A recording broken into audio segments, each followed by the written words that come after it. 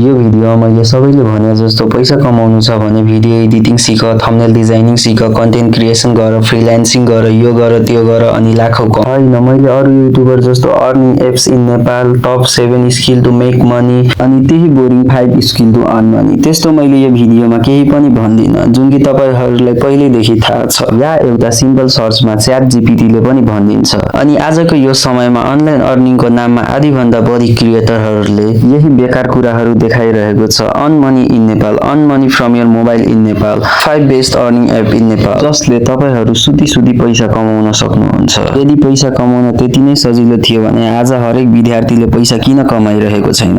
Internet सबैसँग छ, YouTube सबैसँग छ, तर पनि विद्यार्थीहरू बेरोजगार किन छ? या त तिमीहरूले भन्छौ कि साथी उनीहरूसँग स्किल छैन अनि फ्याट्टै हेर्यो भने यो कुरा सही जस्तो पनि लाग्छ, तर रियालिटी यो भन्दा धेरै नै गहिरो छ। किनभने प्रब्लम स्किलको कमी मात्र होइन, प्रब्लम अर्कै नै छ। अनि आजको यो भिडियोमा त्यो सबै कुराहरू भन्छु जुन कि पुरै इन्टरनेटमा कसैले भन्दैन। मात्र तपाईहरुले यो भिडियो लास्टसम्म हेरिदिनु होला। तर त्यो भन्दा पहिला पैसा कमाउनु भन्दा पनि धेरै इम्पोर्टेन्ट कुरा बुझ्नु हो कि त्यो कुन गल्ती हो जुन कि हरेक विद्यार्थीले गरिरहेको छ। जसमध्ये मिस्टेक नम्बर 2 कहिले पनि नगर्नु होला। अनि मिस्टेक नम्बर 1 यति कमन छ कि हरेक विद्यार्थीले यो मिथमाथि बिलिभ गर्छ। त्यो भने किन नि इन्डियाको होस्, पाकिस्तानको होस्, बंगलादेशको होस् या नेपालकै किन नि होस्, हरेक चोटि त्यो गल्ती गर्छ र त्यसमा आँखा बन्द गरेर विश्वास गर्छ कि अर्निङ स्कुल वा कलेज सकेपछि मात्र सुरु हुन्छ। यो कुरा खाली तिमीहरूले मात्र सोच्दैनौ, यहाँका लाखौं विद्यार्थीहरू यही सोचसँग हुर्केको हुन्छ। देखि हामीलाई यही सिकाएको हुन्छ, पहिला स्कुल कम्प्लिट गर अनि कलेज कम्प्लिट गर, फेरि डिग्री ल्याऊ अनि कतै गएर पैसा कमाउन सुरु गर। मतलब कि 20-25 वर्षसम्म तिमीहरू तयारी मात्र गर अनि अर्निङको बटन एक दिन अचानक थिचिदिन्छौ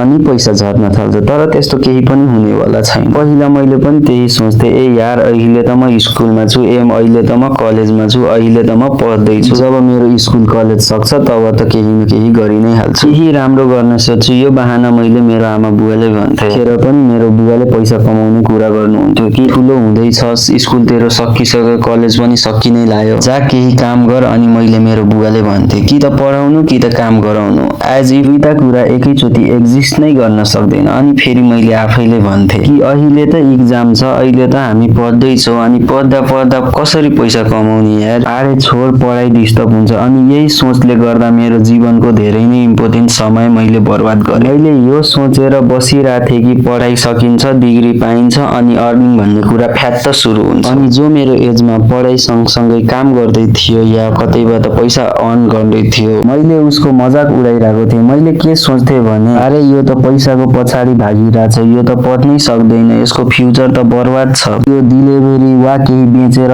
महिनाको 10-15 हजार सम्म मात्र कमाउन सक्छ। अनि आफूलाई हिरो ठान्दै भन्थे, जति यसले 1 वर्षमा कमाउँछ त्यो भन्दा बढी त मैले डिग्री सकेपछि 2-3 महिनामा कमाउन सक्छु।